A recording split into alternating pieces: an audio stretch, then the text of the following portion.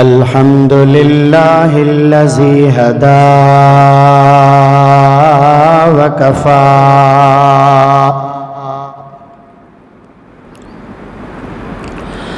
व हुवल्लज़ी ख़ालिक़ुल अर्दि वस्समा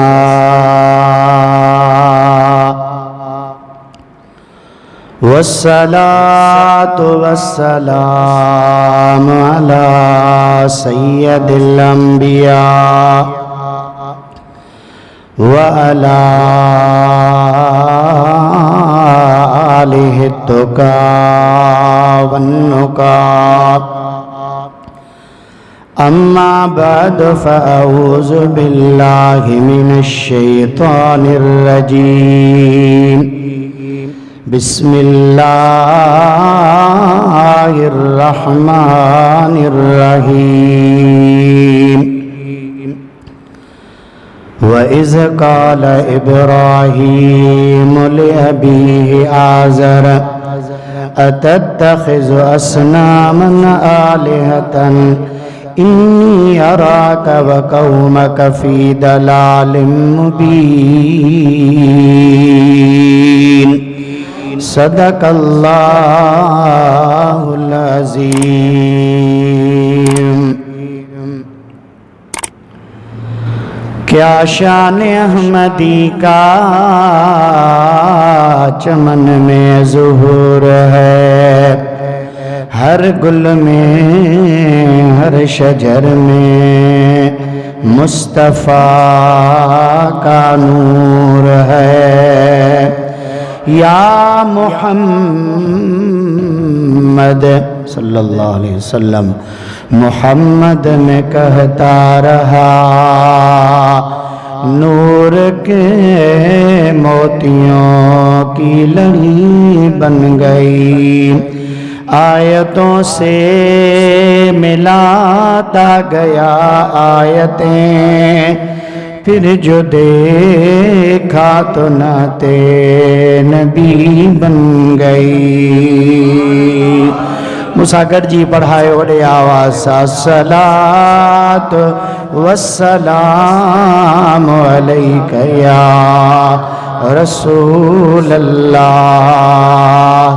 अस्सलातु वस्सलामु अलैका या हबीब अल्लाह, अस्सलातु वस्सलामु अलैका या रहमतल लिल आलमीन व अला आलिका व अस्हाबिका या शफीअल मुज़नबीन।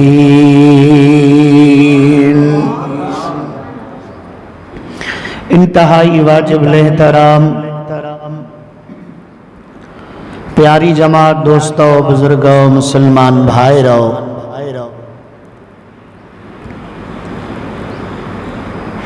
अवांजे इल्म में आ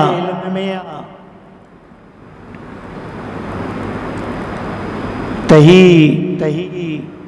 हज जो मुबारक मुतबर्रक महीनो आ।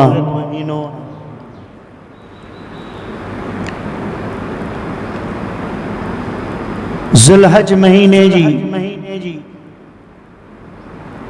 10 तारीख़ मुसलमानन जी अज़ीम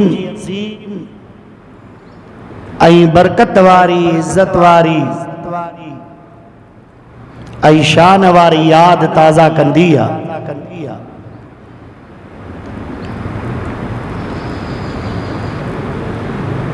इन महीने में मुसलमानन जो हज थींदो आ। ख़ास अल्लाह जी इबादत ला मुसलमान सफ़र करे मक्कतुल मुकर्रमा वेंदा आहिनि ऐं अल्लाह जी ज़ात बाबरकात रे प्यारे नबी हज़रत इब्राहीम खलील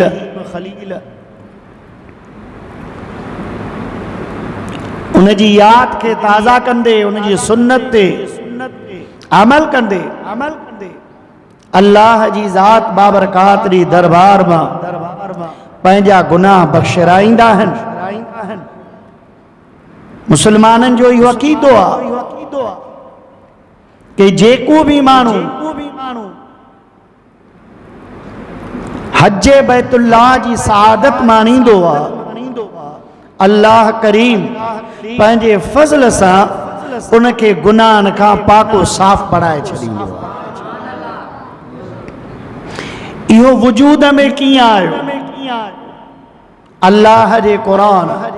तफ़सीरी इन ॻाल्हि के ज़िक्र फरमायो। इन जो तज़किरो रब करीम सुठनि लफ़्ज़नि में सुठी सम्झाणी में अवां असांजे हिदायत लाइ क़ुरान करीम में ज़िक्र फरमायो। कायनात में, दुनिया में अल्लाह करीम माण्हुनि खे मुख़्तलिफ़ इलाक़नि, सूबनि, रियासतुनि, मुल्कनि जूं बादशाहियूं ॾिनियूं। कंहिंखे ज़िले जो अमीर, कंहिंखे सूबे जो अमीर, कंहिंखे रब मुल्क जो अमीर बणायो। इन्हनि बादशाहनि उमरान में 4 वॾा बादशाह दुनिया में आया, जिन के रब करीम मशरिक का मगरिब ताईं रूए जमीन जी बादशाही अता फरमाई। ब मुसलमान अल्लाह जी वहदानियत के मनण वारा, उन जे नबीयन रसूलन पैगंबरन जी इताअत ऐं पैरवी करण वारा, जन में एक नबी हजरत सुलेमान अलैहिस्सलाम ऐं एक सिकंदर ज़ुल्करनैन ऐं बहुए जेके पंहिंजी होड़, ताकत ऐं मस्ती में, जन में एक निमरूद किनान जो बादशाह इब्न किनान बि उनखे चवंदा आहिनि, जंहिं पंहिंजो पाण खे रब सॾरायो। इन वॾाईअ में, तकब्बुर में, हथ में जेका रब उनखे ताक़त ऐं कुवत ॾिनी, इन में अची पाण खे सजदा कराइण लॻो, पाण खे रब सॾराइण लॻो। ऐं ॿियो बुख़्त नसर, ॿ अल्लाह जी इबादत करण वारा ऐं ॿ वरी गैरुल्लाह खे पूॼण वारा। हजरत इब्राहिम खलीलुल्लाह ऐं निमरूद लईन मरदूद जो लंबो किस्सो आहे। कुरान करीम मुख़्तलिफ़ जगहनि जो ज़िक्र इरशाद फरमायो आहे। अल्लाह जी ज़ात बाबरकात दुनिया में जंहिंखे बादशाही ॾिनी, शहनशाही ॾिनी, कन बादशाही हूंदे भी रब करीम जी ज़ात बाबरकात जी फर्मा बरदारी कई, उन जे रसूलन पैगंबरन जी इताअत कई, आजिज़ी कई, निवड़त कई। अल्लाह जी ज़ात बाबरकात दुनिया में आखिरत ताईं ऐं महशर जे मैदान ताईं उन्हनि जूं इज़तूं बुलंद फरमाए छॾियूं। कन तकब्बुर कयो ऐं उन्हनि मुतकब्बरन में नालो हिकिड़ो निमरूद जो अरनमूब चवंदा हुआ। तारीख़ लिखे थी त जंहिं जाइ ते निमरूद जी बादशाही हुई, इते जेको बादशाह थींदो हो उन बादशाह खे अरनमू चई सॾींदा हुआ। रिवायतुनि में ईअं बि ईंदो आहे तारीख़ में त जंहिं जाइ ते निमरूद जो तख़्त हो उन शहर के आर शहर भी चवंदा। बहरहाल हिकिड़ो जाबिर ऐं ज़ालिम बादशाह थी गुज़रियो। जॾहिं कोई अल्लाह जी ॾिनल ताक़त जे नशे में अची मस्त थी वेंदो आहे ऐं अल्लाह जे बाननि ते जबर कंदो, ख़ुदा जे बाननि ते ज़ुल्म कंदो, त रब ताला उन जे किल कम करण जे लाइ पंहिंजो को न को सालिह नबी पैगंबर वली को न को मुत्तकी मोकिलींदो आहे, जेको उन खां ताक़त में ज़ाहिरन दुनिया में माल में मिल्कियत में घटि हूंदो आहे, लेकिन अल्लाह जी ज़ात उनजी ग़ैबी मदद कंदो आहे ऐं आख़िरकार उन जो किलो कम थी वेंदो आहे। अहिड़े तरीक़े सां अल्लाह इन निमरूद जे जबर ऐं ज़ुल्म वारी बादशाही खे ख़त्म करण जे लाइ हज़रत इब्राहिम खे न ॻाढ़ नथी वणे तव्हांखे, चओ सुभान अल्लाह। आशिक़ फरमाए तो किया निमरूद ने बाबुल में जब दावा खुदाई का, किया निमरूद ने बाबुल में जब दावा खुदाई का, तो अल्लाह ने हजरत इब्राहिम को मबूस फरमाया। बल्कि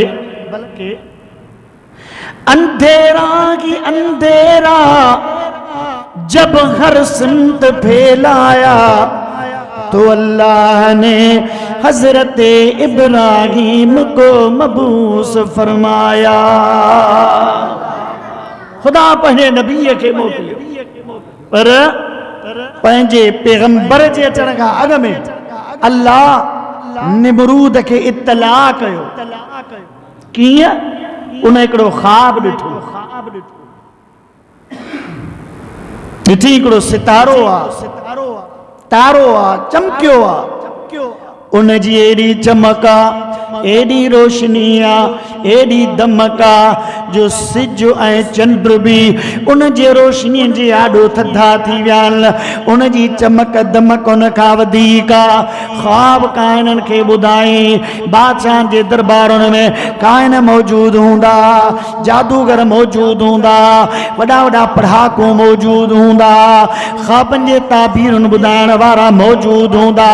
उन्हनि खे ॿुधाई हिन ख्वाब जी ताबीर छा आहे, उहो सितारो केरु आहे। आख़िरकार सभु ताबीर करण वारा वॾा वॾा काइल परियो मथो पकड़े वेही रहिया। बादशाह पुछे पियो कि भला ॿुधायूं था अल गर्ज़ ताबीर ॿुधायूं। साईं अवां जी बादशाहीअ में, अवां जी शहनशाहीयत में हिकिड़ो अहिड़ो ॿार पैदा थियण वारो आहे, हिकिड़ो अहिड़ो छोकिरो पैदा थियण वारो आहे, अवां जे बादशाही में पैदा थींदो, उनखे रब वॾी ताक़त ॾींदो, एॾी ताक़त वारो थींदो जो अवां जे तख़्त खे ऊंधो कंदो, अवां जी बादशाही ख़त्म थी वेंदी, अवां जो ज़वाल ईंदो, अवां जी ताक़त ख़त्म थी वेंदी। आख़िर कयो छा वञे, उन मां निजात कीअं हासिल कई वञे। उन्हनि काइननि पंहिंजा पंहिंजा मशवरा ॾिना, कंहिं चयो साईं हीअं कयो, कंहिं चयो साईं हीअं कयो। आख़िर फ़ैसिलो इहो थियो त मुड़ुसनि खे पंहिंजे मायुनि खां परे रखो। कोई बि मुड़ुस सॼो साल पंहिंजे ज़ाल जे वेझो न अचे। जेकॾहिं कंहिं माउ खे, कंहिं औरत खे हमल हुजे, कंहिं औरत खे पेट हुजे, त या उन औरत खे क़त्ल करायो वञे या उन जे ॿार खे ज़ाया करायो वञे। न माई रहंदी, न ॿार जी विलादत थींदी, ऐं कचा ॿार केराया वञनि ताकी बच्चो पैदा बि न थिए, वॾो बि न थिए, ऐं निमरूद जे तख़्त खे ख़त्म बि न करे। लेकिन रब करीम जी ज़ात बाबरकार जेको चाहींदो आहे दुनिया वारा कुझु बि कनि, रब करीम करे ॾेखारींदो आहे। सवन हज़ारनि में औरतुनि जा क़त्ल कया विया।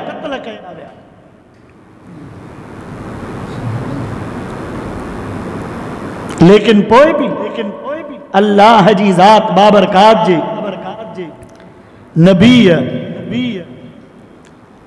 हज़रत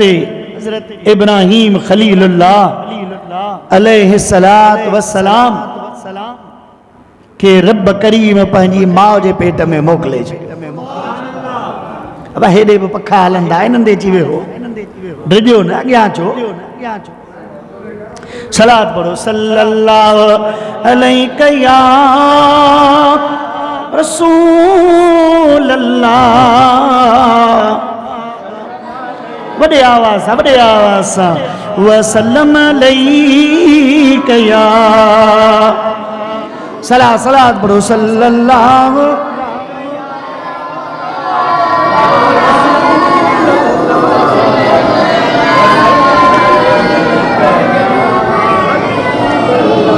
हजरत इब्राहिम पंहिंजे मां जे पेट में आया। अल्लाह अहिड़ो करम कयो कंहिं बि दाईअ खे ख़बर न पई त हजरत इब्राहिम जी वालिदा पेट सां उनजो पेट ॿाहिरि न आयो। अल्लाह एॾो फज़ल फरमायो। पुलिस चौकस थी वई मर्दन जी मायनि जी ॻोल्हियो कहिड़ी माई पेट समा लेकिन हजरत इब्राहिम जी वालिदा ॾे कंहिंजो ख़्याल ई न हुयो छो त ख़ुदा जी ज़ात पंहिंजे प्यारे पैगंबर खे दुनिया में मोकिलणो आहे माण्हुनि जी रुश्दो हिदायत थियणी आहे। डॉक्टर इकबाल फरमायो फानूस बन कर जिसकी हिफाजत हवा करे फानूस बनकर जिसकी हिफाजत हवा करे वो चिराग क्या बुझे जिसे रोशन खुदा करे। हवा हलंदी आहे अक्सर हवा में ॾीया विसामी वेंदा लेकिन ग़ालिबन इकबाल तो फरमाए हवा पाण जेकॾहिं ॾीए जी हिफ़ाज़त करे त उनखे केरु विसाए जे विसाइण वारो पाण हिफ़ाज़त करे जंहिंखे रब बचाए उनखे केरु मारे। सिंधी में चवंदा आहिनि जंहिंजो रब तंहिंजो सभु अल्लाह जी ज़ात बाबरकार जंहिंखे ज़िंदगी ॾिए जंहिंखे हयाती ॾिए उनखे ममाती केरु ॾेई न सघे। रब करीम जी ज़ात बाबरकार जो फज़ल थियो। अल्लाह जी ज़ात बाबरकार जो प्यारो नबी हज़रत इब्राहिम ख़लीलुल्लाह हिन दुनिया में अचण वारो थियो। वालिदा के जॾहिं एहसास थियो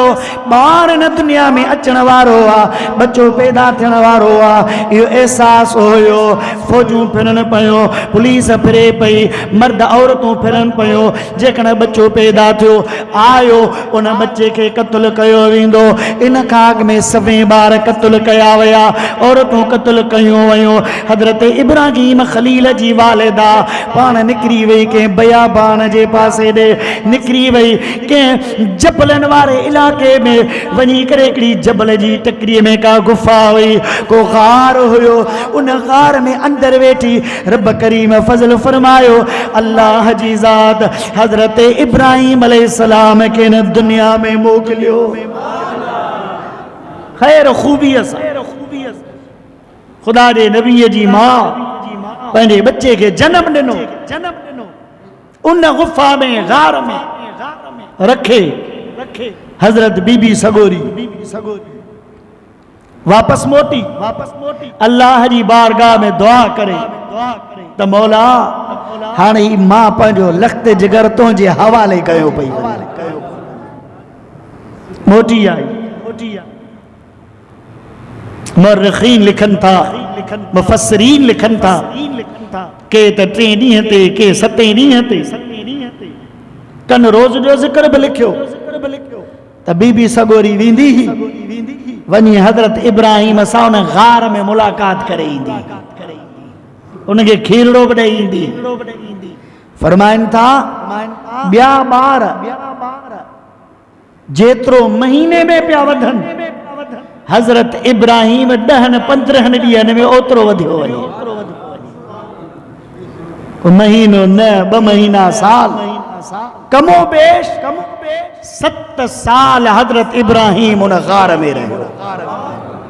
7 साल कंहिंखे ख़बर न पई बीबी सगोरी बार के जन्म दिनो ऐं रब उन बार की हिफाजत पियो करे ऐं उहो ॿार फलाणे गार में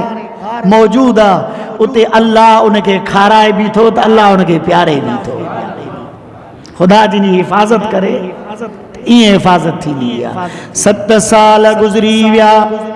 7 सालन का बाद में अल्लाह जी ज़ात बाबरकात जे नबी जी जलम्मा पंजे लखते जिगर के नूरे नजर के वठी आई पंजे शहर में इलाके में जिते निमरूद रहंदो आ उन इलाके में जिते हर तरफ बुत परस्ती आ उन इलाके में जिते हर तरफ कूड़न खुदा जी पूजा कई वेंदी आ उन जी इबादत कई वेंदी आ मानू पंजे घरन में बुत ठाइन मूर्तियूं ठाहे वरी उन्हनि जा नक्शो निगार कढी उन्हनि खे पंहिंजे घरनि में रखीन उन्हनि जी इबादत कनि के वरी बुतनि खे ठाहे मूर्तियुनि खे ठाहे बाज़ार में उनखे खपाइन माण्हू चंद टकनि में दरनि में दीनारनि में रियालनि में उन्हनि खे खपाइन वरी उन्हनि खे दरम दीनार में ॿिया ख़रीद करे पंहिंजे घर खणी वञनि उते वञी इबादतूं कनि अल्लाह जो प्यारो पैगंबर हज़रत इब्राहिम उम्र 7 या 8 साल जॾहिं आयो उम्र त नंढी आ लेकिन अचे ईंदे ई इहो एहसास थी वियो त रब करीम इन्हनि जी रुशदो हिदायत जे लाइ मूंखे मोकिलियो आहे संदन जो चाचो जंहिंजो नालो आज़र हो क़ुरान उनखे अब जो लफ़्ज़ ॾिनो आहे उलमा फरमाइनि था अब जो लफ़्ज़ चाचे लाइ बि इस्तेमाल थींदो आहे अरबी ॿोलीअ में पीउ लाइ बि इस्तेमाल थींदो आहे लंबो पास आहे हिन में नथो वञे के लिखनि था त हज़रत इब्राहिम जो चाचो निमरूद जो मुशीर हो या वज़ीर हो के लिखनि था त बुत ठाहींदो हो बाज़ार में खपाईंदो हो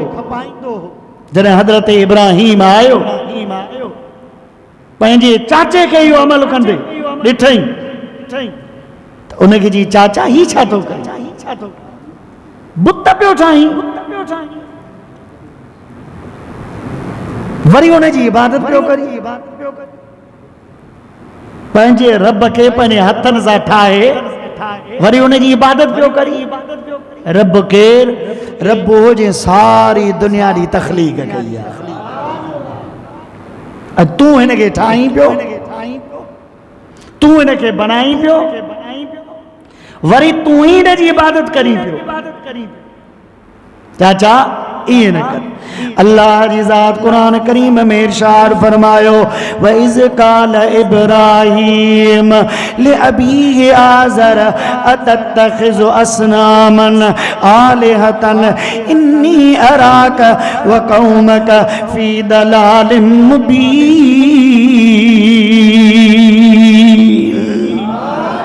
कुरान वने त चओ सुभान अल्लाह चाचा ॾिसां थो तोखे ऐं तुंहिंजी क़ौम खे तव्हां गुमराहीअ में आहियो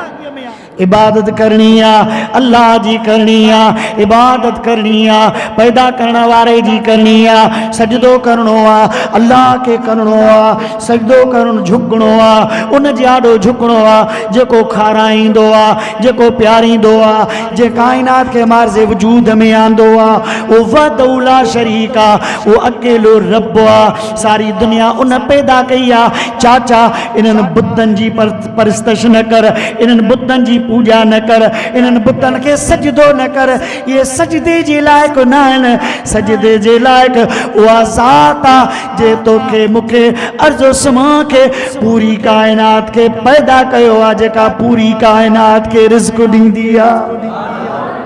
उहा सजदे जे लाइक़ आहे हुल हलियो ॻाल्हि हली फिरी फिरी फिरी ॻाल्हि वञी अरनमू बादशाह ताईं पहुती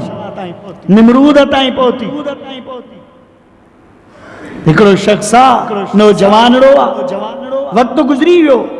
हज़रत इब्राहिम भी जवानीअ जी दहलीज़ ते जी पंहिंजा पेर रखिया जॾहिं बादशाह खे ख़बर पई उनखे बि फ़िक्र थियो इन विच में वो अग में अर्ज कयो तो बादशाह ज़ालिम जाबिर पाण वटि अनाज जा वॾा गोदाम भरे रखंदो। अगर को वञेसि त उनखे चवंदो मूंखे सजदो कर, मूंखे अलाह मञ, मूंखे पंहिंजो रब मञ, मां तोखे अनाज ॾींदुसि। हज़रत इब्राहिम भी कुछ साथियुनि सां गॾु वञी बादशाह वटि पहुतो अनाज जे लाइ। बादशाह चयसि मूंखे सजदो कर, मूंखे रब मञ। हज़रत इब्राहिम फरमायो मुंहिंजो रब जेको आहे सो आहे, तोखे कीअं सजदो कयां, तोखे कीअं रब मञां। मां सजदो उनखे कंदो आहियां जेको सजदे जे लाइक़ आहे, रब उनखे मञंदो आहियां जेको रबूबियत जेको रब चवराइण जे लाइक़ आहे, मां उनखे रब मञंदो आहियां। तोखे कीअं मञां, उनखे रब मञां जेको मुंहिंजो ख़ालिक आहे, मुंहिंजो मालिक आहे। चलो को अनाज ना है, मोटियन पान फरमाना है इतना है, तू न ॾींदे त मुंहिंजो रब ॾींदो। सजदो न कंदासीं, मोटी आया कुझु रुफ़का गॾु हा, मोतक़दीन गॾु हा, कुझु साथी। इन 7-10 सालनि में कुझु माण्हू हज़रत इब्राहिम जे साथ में बि आया, संतनि जी तबलीग भी कम कयो। सोचो हाणे कयो छा वञे। हज़रत इब्राहिम ब थेला खया, उन्हनि में कुछ वारी या भितर या पत्थर उहे भरियाऊं ऐं पंहिंजे घर खणी विया, वञी रखियाऊं, पाण सुम्ही पिया। जॾहिं बीबी सगोरी उथी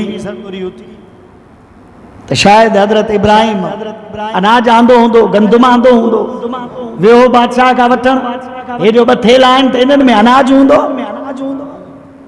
वञी उन में खोले त उन में ताज़ो अनाज गंदुम मौजूद आहे। रब न छॾींदो कंहिंखे। ऐं अल्लाह वारा, हे त ख़ुदा जो ख़लील हुयो, हे त ख़लीलुल्लाह हुयो, अल्लाह जो प्यारो नबी हो। अल्लाह ताला इहा ताक़त पंहिंजे नेक सालनि जे वता उहे बि चाहिनि त मिटीअ मां सोन बनाइनि। शायद मां कॾहिं अर्ज़ कयो हुजे अवानी ख़िदमत में, हिकिड़ो सैयद हो सादात, उनखे नियाणियूं परणाइणियूं हुयूं, गुरबत जो हाल हो, वियो कंहिं हली, साईं दुआ कयो, दवा भी कयो, सैयद आहियां काॾे वञा, का महिरबानी फरमायो त मुंहिंजी अल्लाह मदद करे,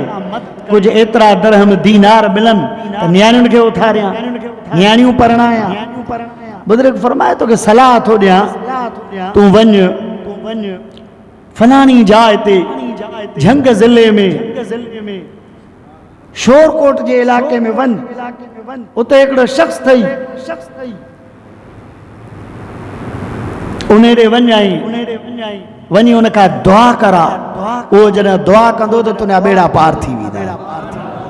सैयद ज़ादो पुछंदो आयो, अची शोरकोट में पहुतो। बाबा हिते सुल्तान अहमद नाले को आहे, ॿियो त को कोन्हे, हिकिड़ो फलाणो आहे जेको ज़मीन में हर काईंदो आहे, हारपो कंदो आहे, उहो आहे माण्हू नेक आहे, साले आहे। वञ आयो हजरत ख्वाजा सुल्तान बाऊ रहमतुल्लाह ताला अलैह जमीन में दांत जोटे वेठा आहिनि, जमीन में हर पिया काइन। हे सैयद बादशाह आयो, जॾहिं सुल्तान बाऊ रहमतुल्लाह ताला अलैह खे ॾिठई त ज़मीन में हर पियो काए,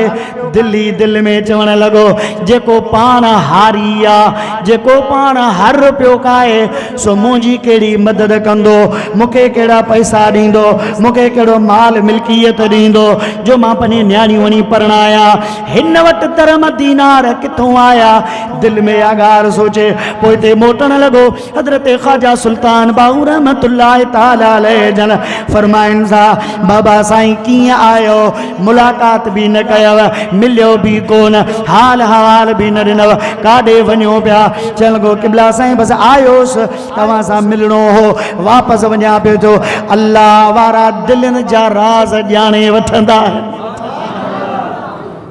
तो ख़ुदा उन्हनि खे